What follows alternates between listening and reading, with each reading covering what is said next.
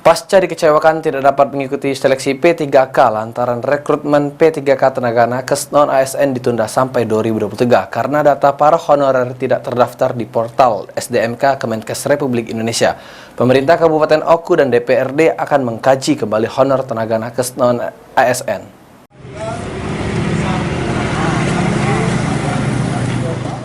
Aksi protes tenaga nakes non-ASN lingkungan Kabupaten Oku yang tidak dapat mengikuti seleksi P3K tahun ini karena tidak terupdate-nya data mereka di portal SDMK Kemenkes Republik Indonesia mengungkapkan fakta baru, di mana para honorer hanya menerima upah Rp300.000 per bulan, di mana nilai tersebut tidak sesuai menurut salah satu anggota.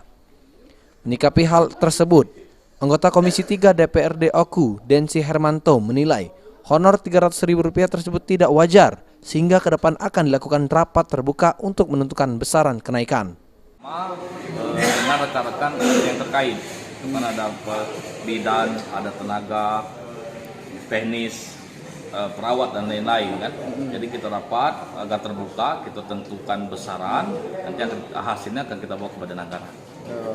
Untuk ya. di tahun 2023. Menurut Densi, nakes, baik badan, perawat, dan petugas kesehatan merupakan sebuah profesi sudah seharusnya dibayar sesuai dengan keahlian.